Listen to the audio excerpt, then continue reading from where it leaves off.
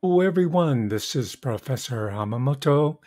It is September 13, year 2022, 3 p.m. PDT. Welcome, one and all, to the vidcast today. I'd like to celebrate reaching the 10,000 subscription mark. Let's start it off with some fireworks here.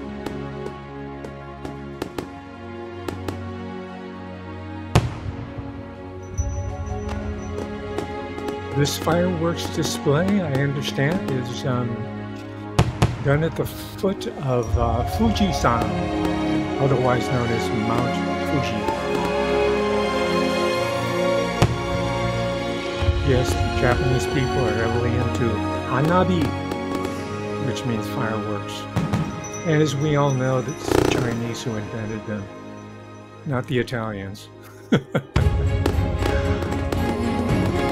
Although they produce some really good families that specialize in Chinese fireworks.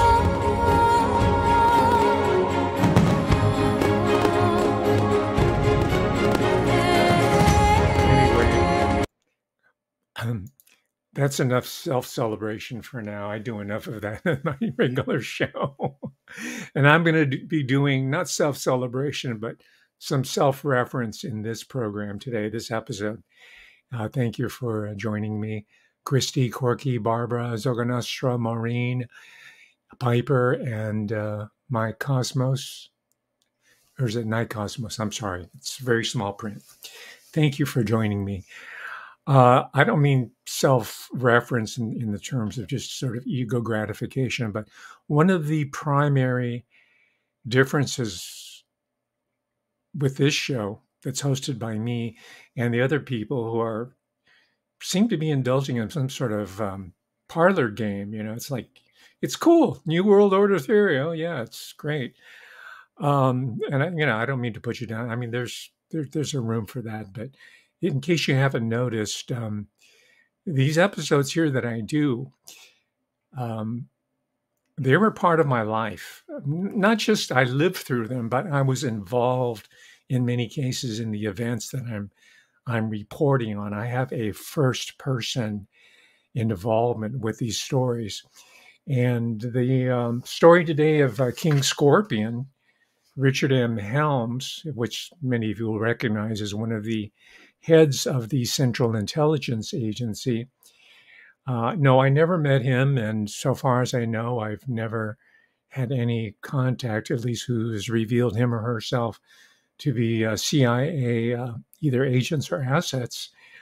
But I was a ardent opponent of the Viet Nam War all through high school and college.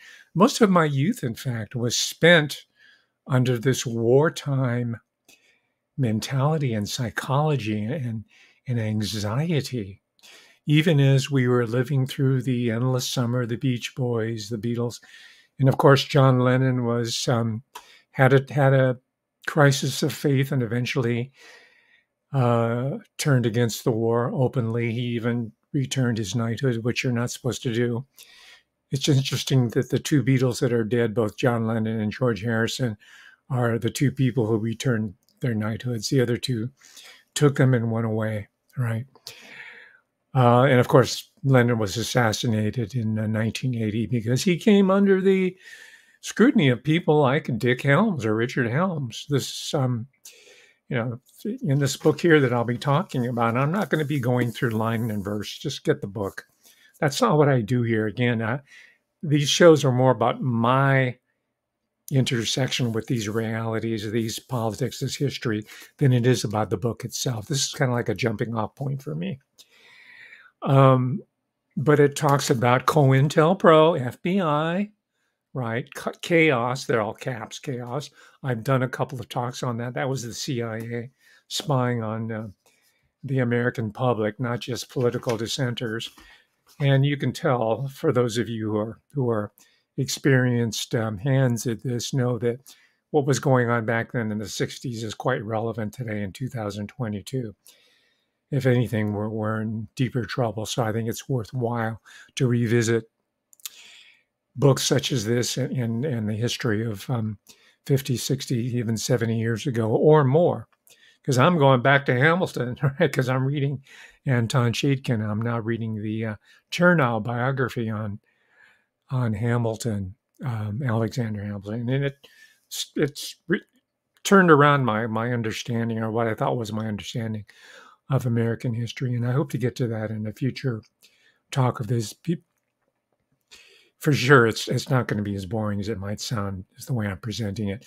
So yeah, this book is titled Scorpion's Dance, the President, which he's referring to Richard M. Nixon. And again, I'm not going to go deeply into the past history. Most of us here have either lived through it or have some kind of understanding of what Nixon represented. I kind of softened a little bit toward Nixon after reading the books by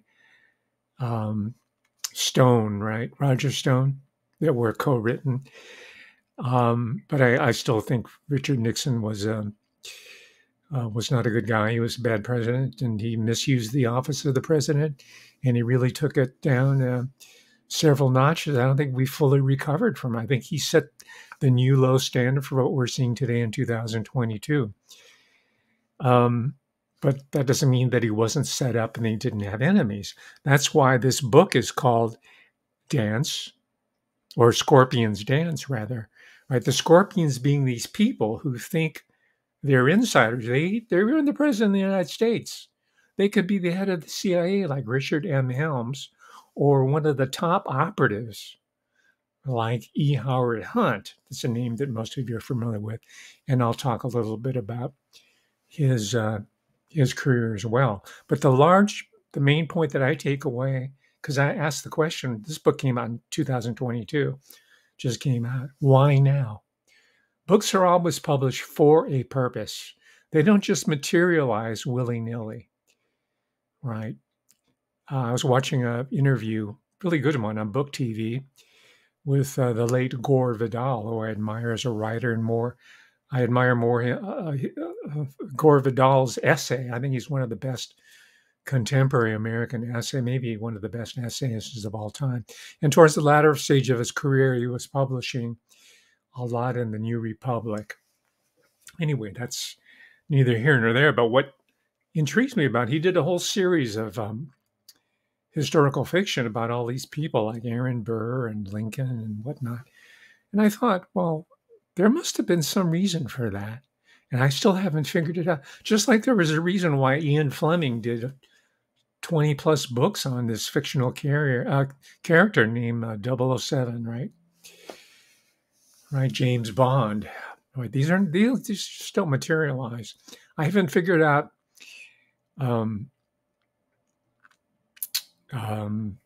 so far as what's his face is concerned, right? Meyer Breckinridge. I'm trying to think of something more offbeat fiction that Gore Vidal has written in addition to his historical fiction. Right, he's written a number of really important pieces of work, but I haven't figured that out yet. But in this case, I think I understand why this book was published, and they're not separate. Now, let me offer them to you why this book happened to come out in 2022 in the wake of 2-3 years now of a scandal that fully hasn't broken yet, but it might break very soon, because it took a while for even the Watergate scandal to pick up enough momentum and for the press, the supposed independent press, quote unquote independent, to build up enough courage amongst themselves and to check with insiders. So can we really go with this, right? It took a while. It took several months. And I'm seeing something similar that's going to be exploding onto the scene in the wake of the last 2 or 3 years. Yeah, I don't even have to tell you what, because we've lived through it. You're here, right? You know what I'm talking about. Fauci, Birx, and, Biden, and even Orange Man, all the cast of characters. We kept on being whiplashed between all the different personalities. But now the day of reckoning may be coming soon, just like in the case of Watergate and the scandal, as we have already known. This See, this time around, Watergate didn't have a lot of medical doctors and PhDs chiming in on what was going on. They had a lot of, leftist activists and professors, maybe, and journalists who were talking about, because they hated Nixon anyway, right? Even the mainstream New York-centric journalists, most of them hated Nixon. He knew it. I hated Nixon. We all hated Nixon. And as I said, I've softened a little bit on him, a little, just mildly. But this time around, you've got high-level people with impeccable credentials who have the bill of goods on some of the principles here. So I think that's why this book came out. And let me get around to it, because I keep dancing around the reason that I come up with. I think this book came out because it's a warning to the people who are still in place or just are contemplating retirement, right? The contemporary scorpions, because the scorpions, as I told you, Richard Helms, right? Chuck Colson, Colby, all these figures that you remember from Watergate, all the sleaze, even the lower level, the plumbers, the burglars of Watergate. Including people, higher level, E. Howard, and those are the scorpions. But this book is serving as a warning today to the contemporary scorpions who were involved in the mother of all psyops / bioexperiments on the world population. We're not just talking about Americans now, we're talking about people of different nationalities, right? From Chinese to British to Canadian, German. You get the Japanese, you get the picture, right? These are the scorpions. They're telling those scorpions who were involved in this, even those who want to feign ignorance, people now who are kind of cutting and running or are limited hangouts like Dr. Robert Malone, right? It's telling them, keep your mouth shut, keep dancing, keep that scorpion dance going for as long as you can. The public memory is short. I mean, they have all kinds of rationalizations why, you just keep dancing. And these guys in Watergate thought so long as they can keep dancing and they just admit anything, they're spies, right? That's part of their spycraft is lying, right?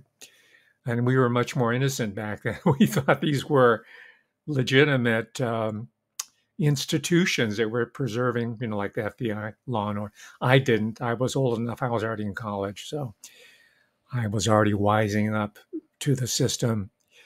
And I come from a ethnic group that had been terrorized by the FBI, including my grandfather, who had his fishing boat confiscated by the FBI to deprive his family, my father's family, or what was going to become my father. He was a kid, a young man, teenager, deprive him and the community of their livelihood, which was fish. So I have, of course, a more jaundiced understanding of what government represents, supposedly, and the dangers that are inherent in it, than perhaps other children of my generation of the baby boom. And it's something I couldn't share with my playmates because even in their minds, I was under suspicion because whenever I got in a fight with my playmates at age 10, when they couldn't out-argue me or out-fight me physically, they would always say, "Who won the war?" As if I was, part of the Imperial Japanese forces, or my dad was. Of course, he's a veteran of the U.S. Army and a veteran before, all of that, right? You've heard my story before. And I'm still seen as an alien. That's why I like to remind yourself that I am a third or even fourth generation American U.S. citizen. I don't go as far back as Gore Vidal, whose people came from the British Isles in colonial times, but the Hamamoto and the Kakazu family from Okinawa have been part of American history for quite a long while. And I'm continuing that family tradition right here and now. And I like hanabi. I've seen it. I've been there. And no, not just to investigate my roots as some guy, some professor. Oh, yeah, you're just here to see. No, no, I'm not. Do you go to Israel just to see your roots? No, I'd go to Israel because it's historically and civilizationally, I want to find out what it's about. It's the same way with my relationship to East Asia. No, am I doing it just because I'm from that?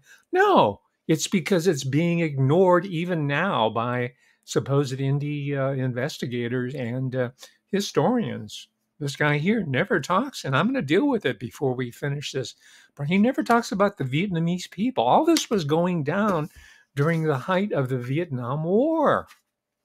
And in Vietnam, it's called the War Against American Imperial Aggression, right? World War II, as we call it, is known in Japan as Taiheiyo Senso. That is the East Asian War, right? They saw their war as very, very local, and it was directed against the European imperial powers of Britain primarily, to a lesser degree, especially in Southeast Asia, France, and then the successor to that, the United States of America. That's how they understood their war. And whether you or I agree with it or not, I think we have to take that into consideration, that the war, unlike all the movies that you and I grew up on, weren't about all these fanatic, myopic, buck-toothed Japanese people uh, who were like rats, just these hordes, right? Let me put it in perspective. The same people that you or even I, not myself, I tend to have a little bit more respect for different civilizations around, but for the majority of the public who are even recent, up until recently, you make fun like, oh yeah, on Sabbath we go to the Chinese restaurant and eat Chinese. We're going to eat Chinese. Or Jerry Seinfeld say, oh yeah, the chopsticks. You got to hand it to the Chinaman, man. They've heard about the fork, but they're staying with the chopsticks. All right, this is not that long ago, right? But who owns the American economy? Right? So I'm not saying let's be aware and cognizant and recognize and put into the historiography these groups that we make fun of and we just ignore and denigrate, not just because it spares my feelings, because I've been called every racial and ethnic epithet in the book since I can remember as a kid, and I gave as good as I got. And I got very good at fighting as well. All right. And I had to do it through academia, where the racism and the ethnic condescension is much more muted, right? It's more subtle. So it's been a so it's not about that. It's about keeping America at the forefront of the scientific and industrial and economic productivity instead of buying our own PR. It's not even our own PR. This stuff was being put out there intentionally so that we can have this false sense of mastery and pride and dominance through the entire world, so that we think we can go anywhere in the world from Vietnam to Afghanistan and solve the world's problem, and being the international military force for the city of London and for Geneva, right? We were NATO before NATO was even, well, it was being, discussed. So we served as that cat paw for up until, well, even till currently, right? We're doing the Ukraine versus Russia deal even now. But we see that the majority of the American public now understands that model has come to an end, and they understand its connection with our current predicament of the imminent economic implosion. It wasn't inevitable. It wasn't fated. It was orchestrated. The good news is that we will be able to pull out of it, right? Roman Empire died, but there's still some place called Rome. It has its own problems, I'm sure, and there's still Italy, Imperial Japan was defeated, but Japan's there. China, once called the sick man of Asia, the one or number two economy in the world, they have problems, right? Okay, so All the doom and gloom that you're hearing, the people who want you to buy storable foods and, which you should, I agree with that. But the people who have something to gain from that and they want you to buy silver and gold, which I also agree with. And the people who are trying to sell you financial, who live on fear, right? Like Mike Adams, if he calls himself the health ranger, I call him the fear ranger. And I'm start naming these people because they're supposedly on our side and they are a liability now because we're always saying, oh yeah, it's Jen Psaki or somebody else, somebody obvious, right? Okay, I'm already off track and I'm by doing my little editorializing. So that's why I think this book was allowed to come forward here. I found out the first half, or maybe even two-thirds of the book, to be too familiar to someone like me, or perhaps to you here, experienced readers about Watergate, the Nixon regime, the Johnson administration. Most people who watch a show like this are, unless you're a tourist, and that's okay too, as long as you don't make some boneheaded comment like I'm a technophobe because I criticize, Silicon Valley, right? You're a lazy ass, you're like one of those people, oh, you're a conspiracy theory. I'm a technophobe. Right? Just take any word like homo, attach phobe to it, and that's the extent of your intellectual prowess, right? So you're a jerkwad. You made that last comment in my last section. Those are the people. That's not my core audience, right? Those are the tourists. But for the rest of us, we've seen that stuff. I've read it, so my eyes were glazing over. I almost gave up on the book. I was like 2-3 days into it over the weekend. But I'm glad I didn't because the last third really started homing in on people like E. Howard Hunt, the main thesis about the scorpions dancing, and of course Richard Helms, and people who weren't even formally affiliated with Spook World, like the wife of E. Howard Hunt, right? His beloved wife. He loved her dearly. I mean, he was a family man. He had children, He had a loyal son, St. John Hunt, who has spoken, written, and done a document. Well, I have all the material that I purchased years ago before this type of research became cool and everybody became an instant YouTube snap celebrity, right? By the way, sometimes the name is pronounced Sinjin. I know that because how, the word Nazi is going to get me because I said it's Yamashita, not Yamashita, right? And I wasn't criticizing, because I say Los Angeles. I don't say Los Angeles.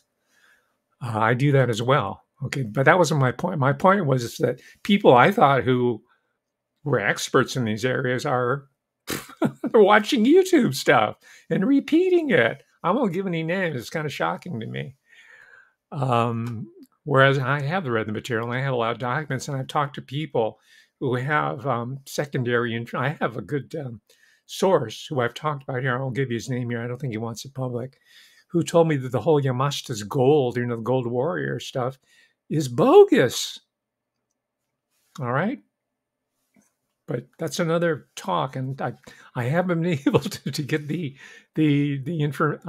inside information. I want to hear about that because everybody talks about Yamashita's gold as if it's the key to post-war Japanese prosperity. Japan was on the road to full industrialization on the American model, right? And that's really what's good about the Anton Chaikin.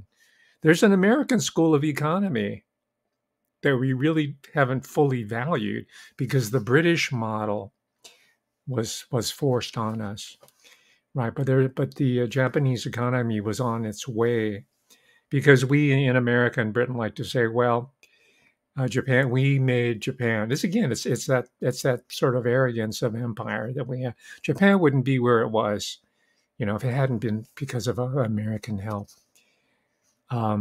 If there was any help at all, it was mostly through the Christian churches, Methodists in particular, Jesuits definitely not, and definitely not the Freemason. They knew about this. They knew about these and they did infiltrate to a certain degree. So anyway, that's another talk. All right.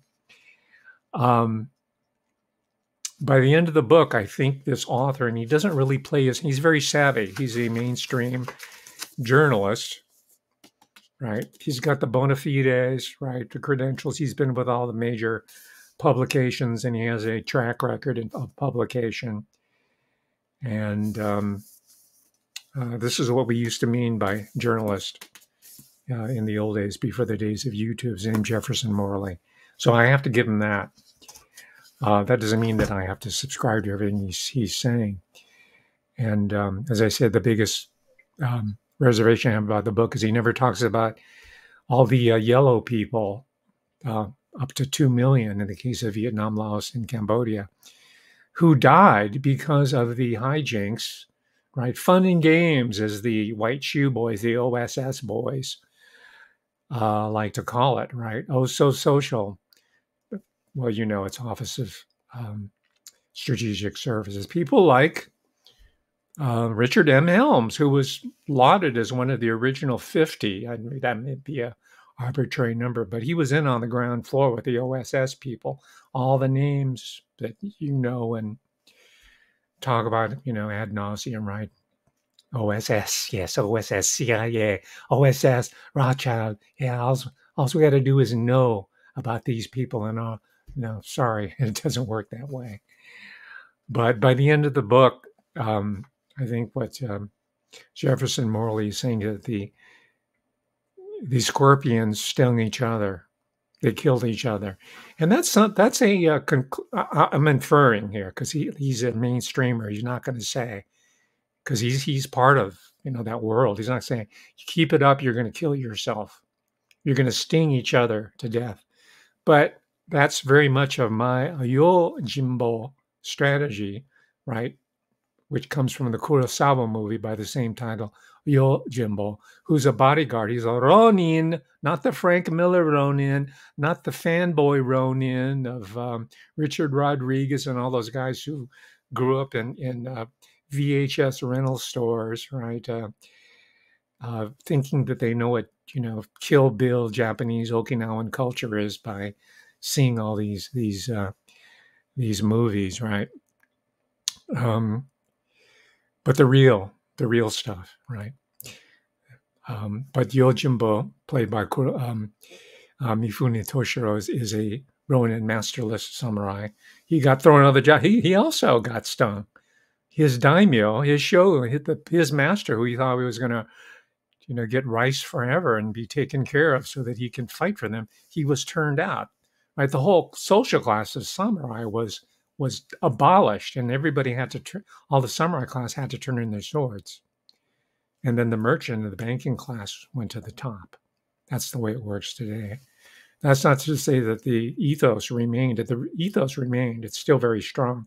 It might be stronger than ever than when there was a samurai class, which kind of grew to be parasitic. They were living off the farmers. They were living off, and they were terrorizing the farmers and the fishermen because the economy was sinking. But anyway, the strategy is to play off the different factions against each other until they kill each other. And then we, the farmers, the fishermen, the little people, can go on to live as we should, as freeborn, sovereign individuals.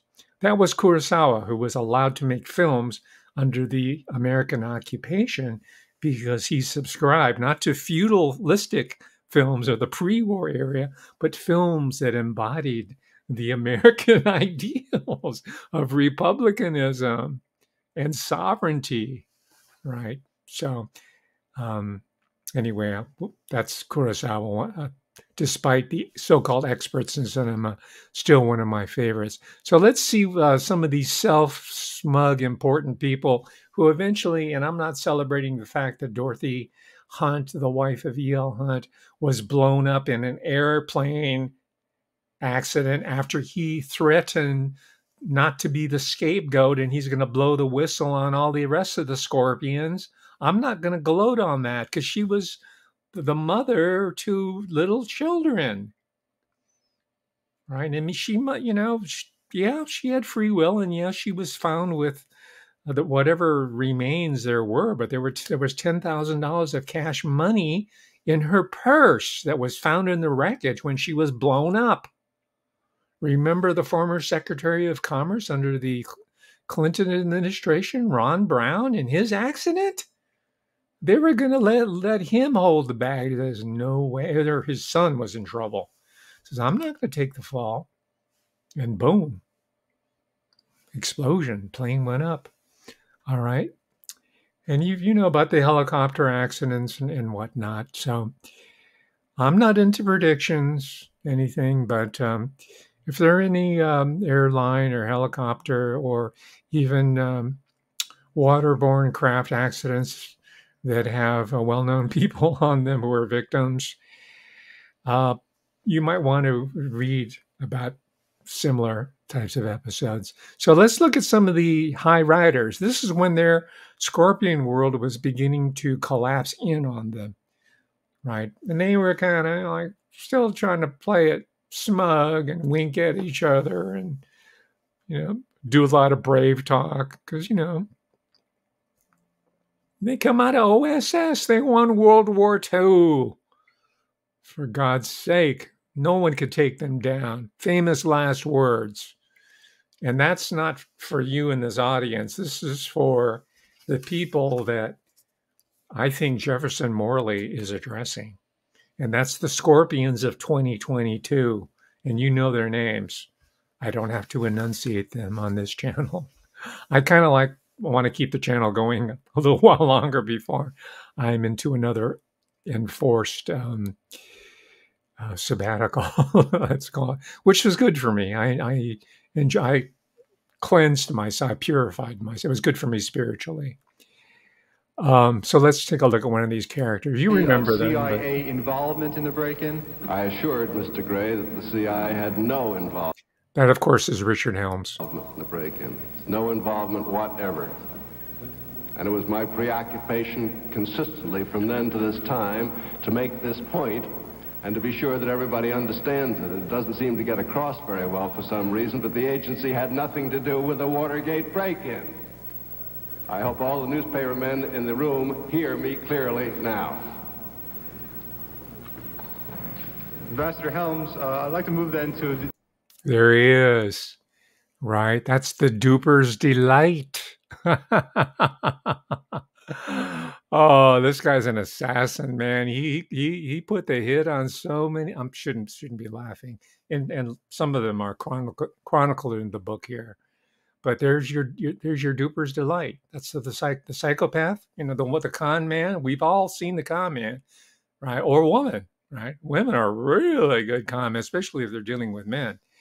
I'm sorry, that sounds bitter. I'm just stating an objective truth. But you'll catch it. I'm really good at it. I'm good at it.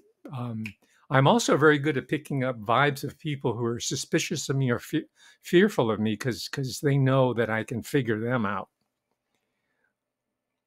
June 23rd, 19... Look at that. Oh, my gosh. He's playing right to the camera. 72.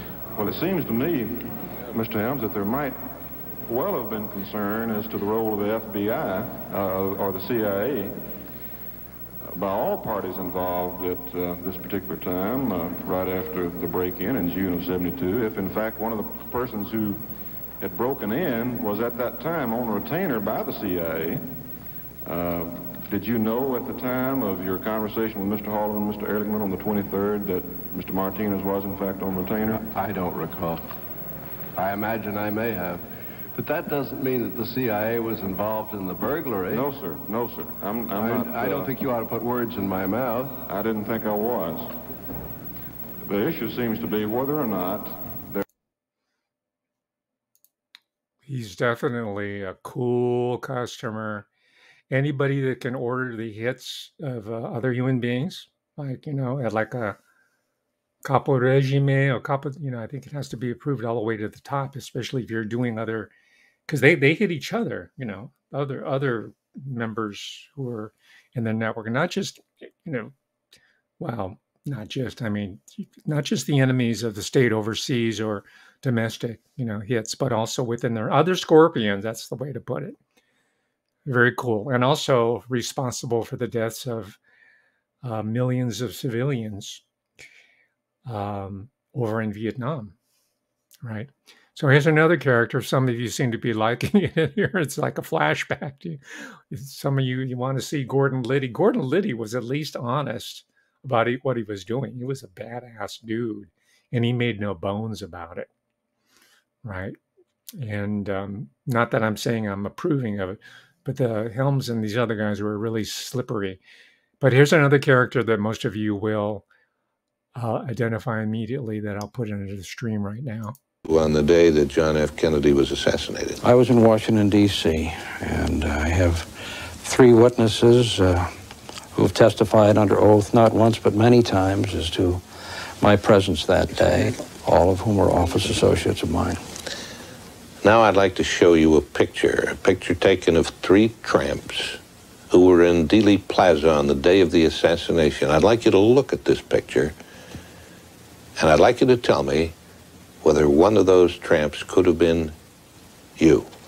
It's a law of physics that you can't be in 2 places at the same time, and since I was in Washington, D.C., it's quite obvious I couldn't have been in Dallas. You. It's a law of physics that you can't be in 2 places at the same time, and since I was in Washington, D.C., it's quite obvious I couldn't have been in Dallas. Okay, you get the point there, right? And of course, that is E. Howard Hunt.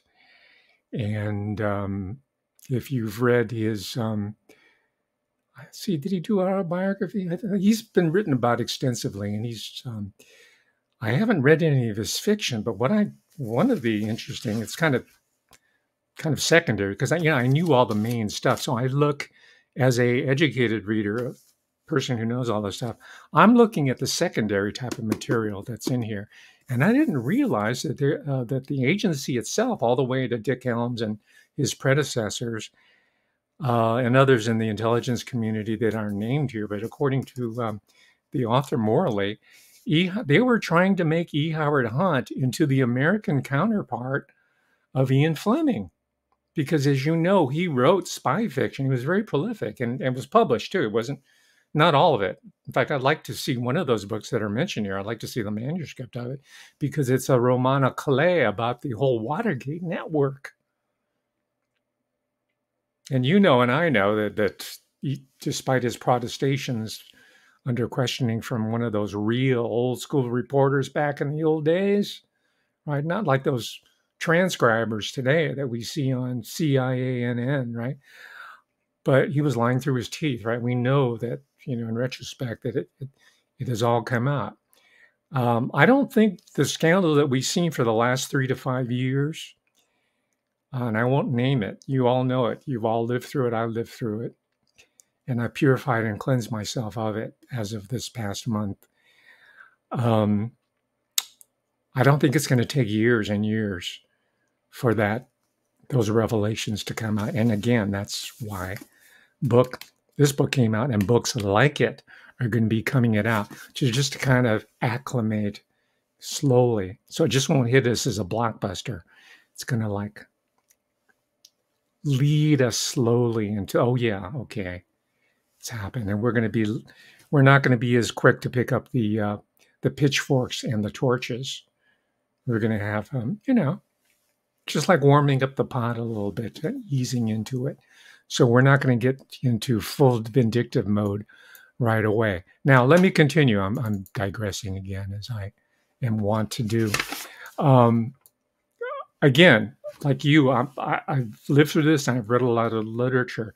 So another part I picked up, in addition to the fact that they wanted to make E. Howard Hunt into our, American Ian Fleming. And by the way, look at my subscribe. I know I've hit the 10,000 mark, but I'm not going to rest until I'm as big as Jordan Peterson or Brett Wienerstein, right? I want to be big like all these other academics who were brought in order to neutralize or negate Professor Hamamoto, right? That's my claim, and I'm sticking to it, right? And you're going to see more like me, because that's going to be part of the acclimation process, because who's been conspicuously silent in all this amongst professionals, degreed professionals, academics, professors, right? You've got lawyers coming out. You've got medical doctors who, typically, there's some, we know who the good ones are. There are a few PhDs that have come out in the research areas, but your professors in political science, sociology, literary science, they're all still rocking the GLBTQ. They're still doing the black because, that's what was put out there as a hedge against the truth. So it's Professor Hamamoto with his cultural forensics who's been laying out the truth. That's TROOF, the truth. That's street knowledge as opposed to truth, which is academic knowledge. I'm not a white shoe boy, never was, never claimed to be. I'm ghetto from the core, from the get-go.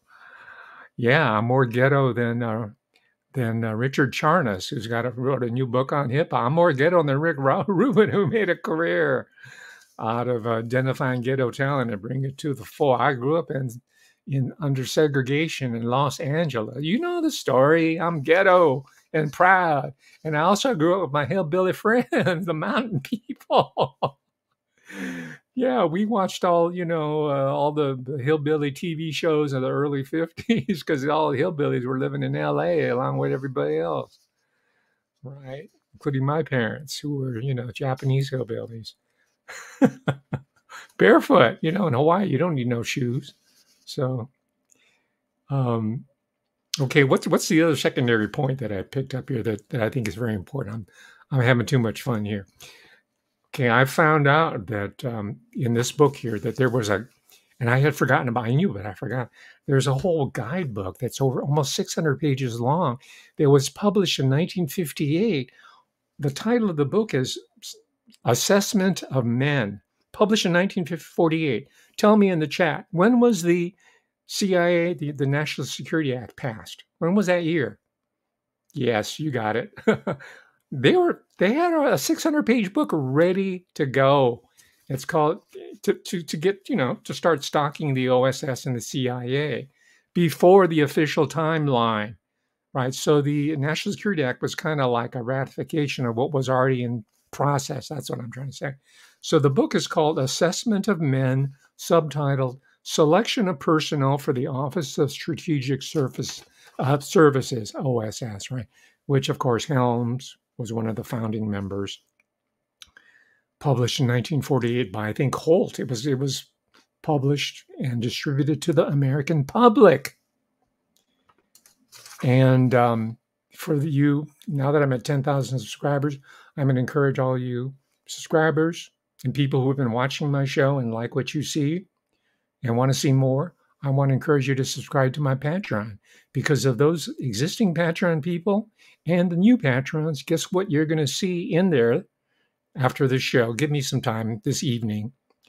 I'm going to put most of that, I think it's still under copyright. I'm going to put most of that book, Selection of Men, OSS, onto my Patreon site. You're not going to find it anywhere else.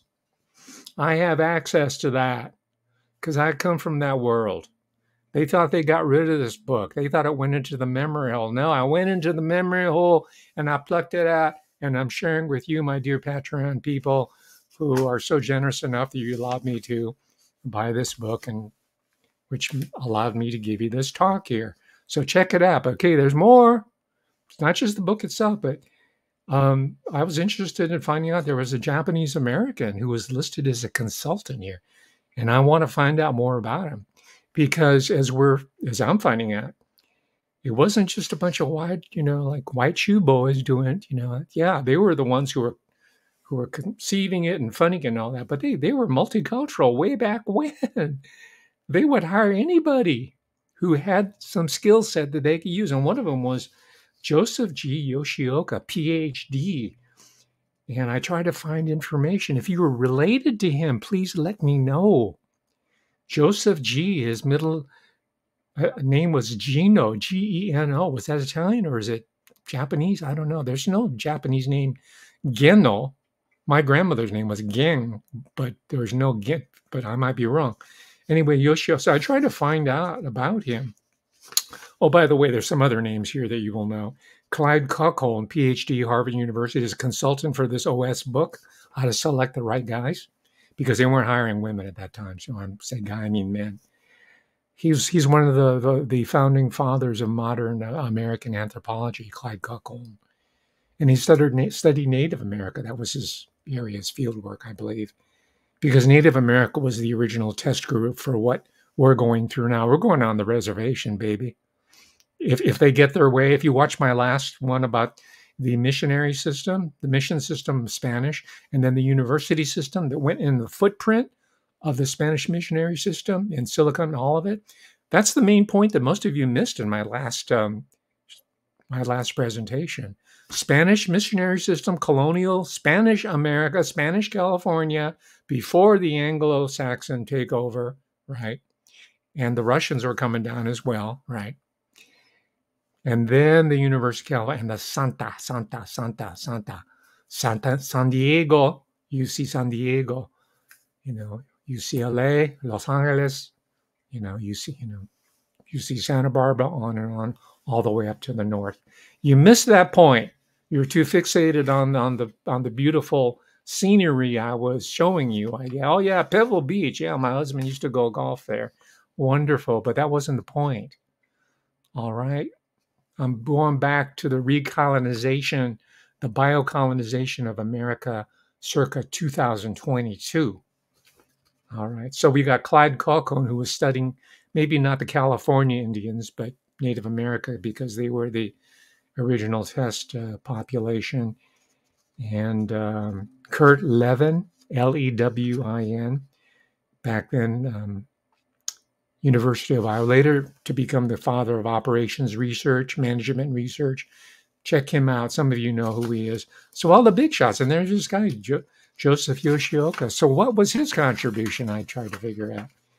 And, oh, by the way, he wasn't one of the consultants, but he was one of the academic people who were giving input on this OSS selection manual. And again, I've given a talk on him specifically.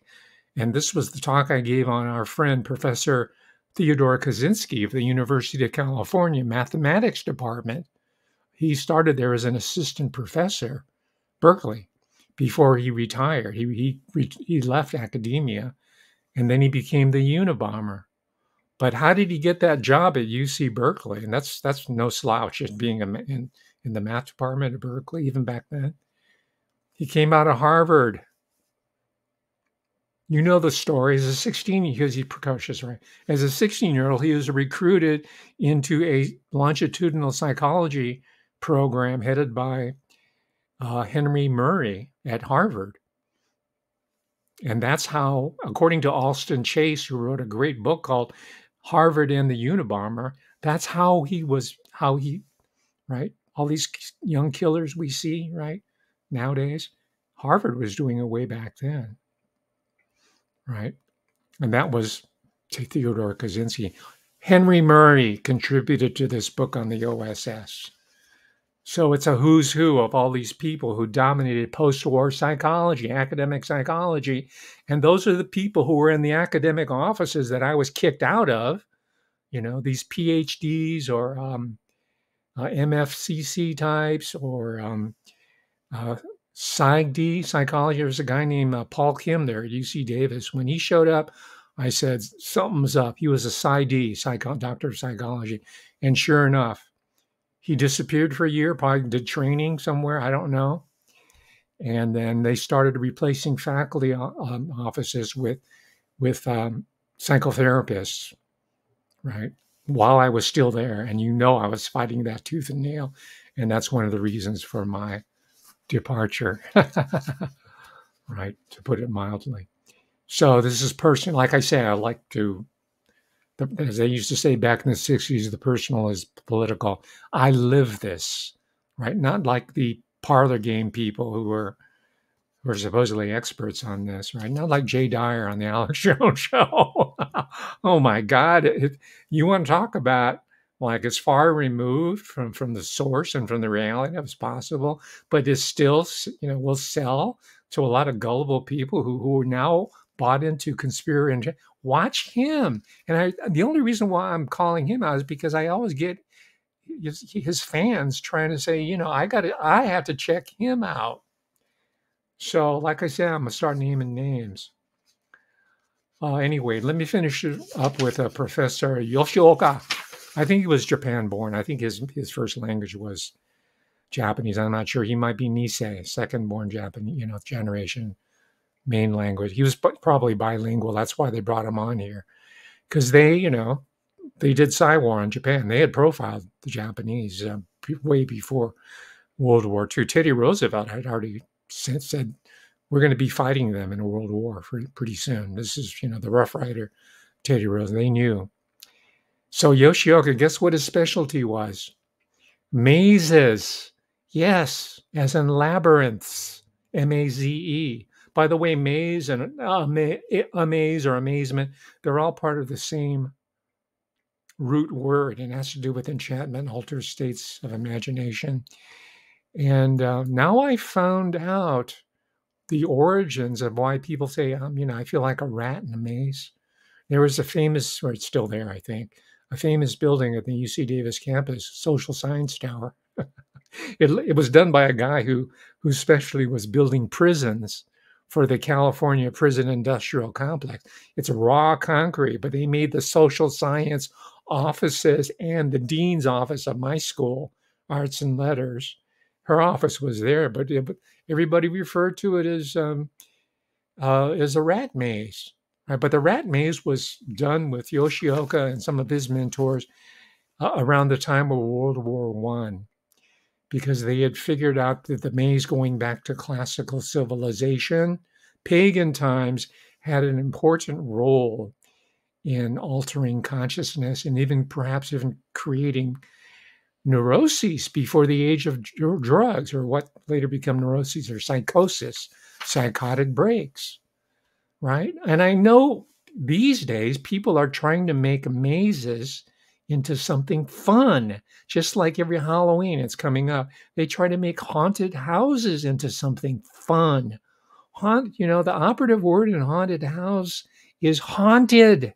Evil spirits, demons, possession, Satanism. And now it's like cool for teenagers and little kids and grown-ups to go to some haunted house on Halloween. Same with these mazes. But ladies and gentlemen, mazes, like clowns, scare the hell out of me. I would never willingly go into some maze. Yeah, they have these mazes that are projected by a lamp. That's not a maze. A maze is something you can't see around. You're disoriented, right? A maze is when you head in. Think of Greek mythology, Ariadne, the thread. Who was in the middle of the maze of Ariadne? It was a minotaur. He eats up human flesh. That to me is the maze. Have we forgotten? No wonder they don't teach the classics anymore, because they want you to go into the maze. You hold it in your hand and you're going into that maze. It's called gaming. Clowns, mazes, autonomous automobiles, they scare the hell out of me. Oh, it's a labyrinth, man. But who's the specialist in mazes? Professor Yoshioka. And then quickly, I found some academic articles, because that's what I do. There's some current articles. University of Calgary, titled Short-Term Autonomic Nervous System Experiential Responses During a Labyrinth Walk. So they're studying it even today. This was published. This is out of the Cummings School of Medicine, University of Calgary, right? Published in when? 2018, fairly new. So they're still studying the psychology of it. But Yoshioka was doing this and using it as a test how to screen OSS people, right? Probably the ones they took were the ones like me who said, I'm not going in there. The ones that washed out were the ones who willingly went into the corn. Remember that M. Night Shyamalan movie about some corn maze? They went into the corn and they got lost in there. And oh man, that was scary. I think I saw that in Hawaii, man. That scared the hell out of me. And by the way, I'm in kind of a not the city, but not far away. There's all these cornfields. And some of those farmers have made these corn mazes out here in Dixon, Yolo County, next to Sacramento County. So you can pay money to go in there. I think it's a year-round deal.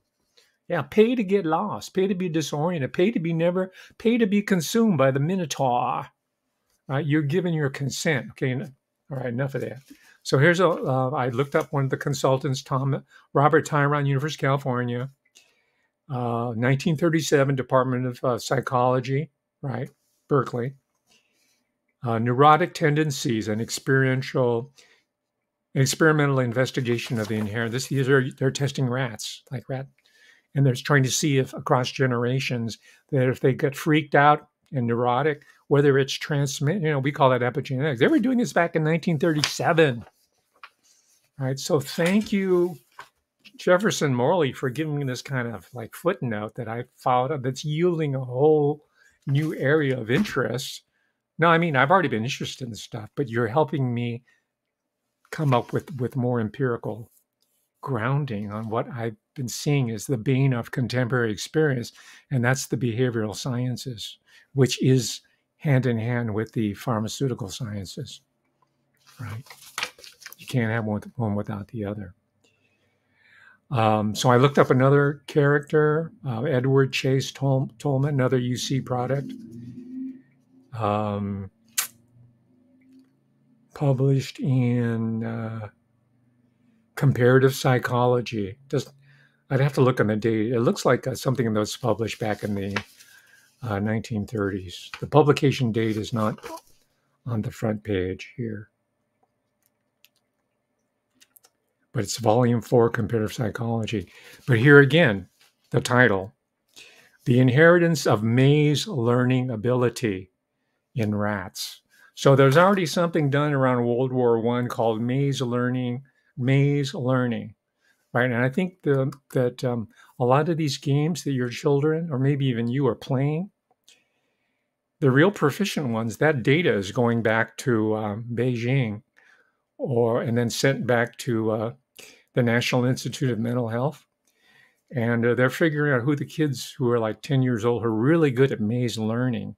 And then they'll kind of track their academic career.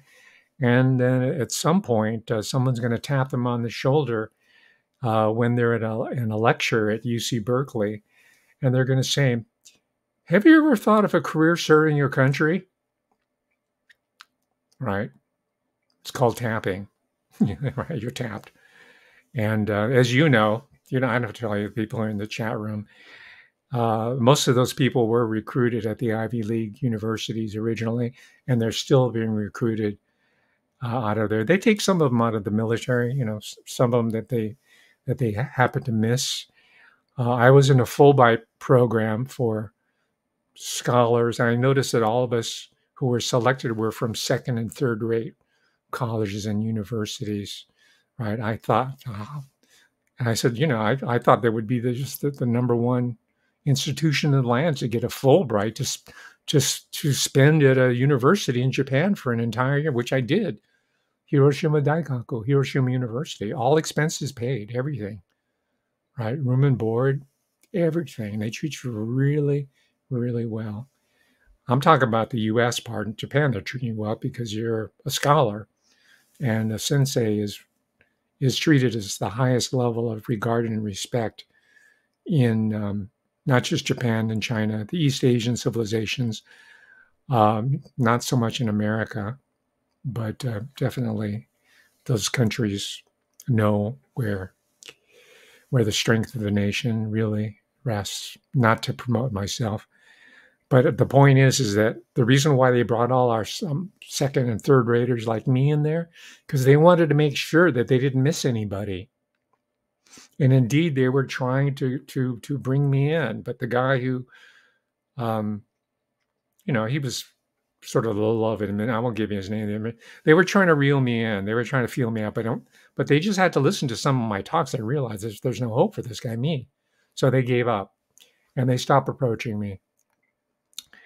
Not to say that they gave up watching me or monitoring me. All right. To just to give you an idea of the level of disregard that Jefferson Morley has for the Vietnamese victims of all the people we've been talking about today, let me just show you this excerpt. It's very disturbing, so I don't blame you if you don't want to watch this. If there are any children watching this, do not let any children, or if it's going to disturb you, if you're a Vietnam veteran, you might not want to watch this. But the reason why I'm showing it is two purposes. I showed this clip to my class at UC Davis for many years running. And the sons and daughters of Vietnamese refugees were the ones who ratted me out to the administration. And that's when I first started getting in trouble, when they said, you're playing with fire, Professor Hamamoto, if you continue with showing your students. And they were Vietnamese American, they're Cambodian American students. Said, you need to know your history. You need to know what America did to your home country, because they're gonna turn you into a scorpion, make you work for Big Pharma or for Silicon Valley. Then they're gonna screw you over. But of course, no 19-year-old wants to hear that. It's easier to blame me. But I was willing to take that gamble. And some of them might be, they're 20 years into their career now. They might be remembering these clips that I showed them where the administration, UC Davis, started coming in on me. I'm running a little over time, so if you want to tune out now, but I owe it in tribute to the people, the martyrs of the Vietnam War, both American and Vietnamese. I need to show you what General Westmoreland thinks about life in Asia. He thinks life's cheap in Asia, right? The Orientals have a radically different understanding of what life means. So let's watch this clip.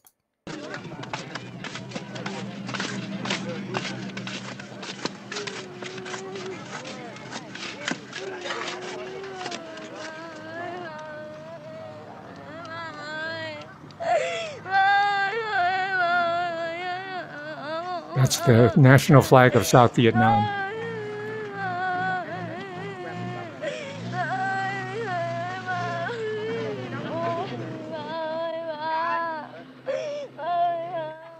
Well, the Oriental doesn't put the same high price on life as does the Westerner. Life is plentiful, life is cheap in the Orient. And as the philosophy of the Orient expresses it,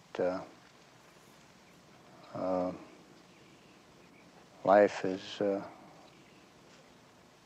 not important.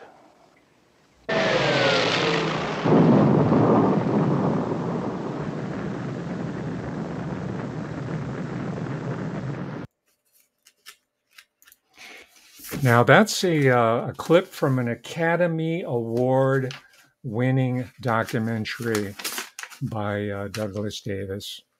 It's called Hearts and Minds.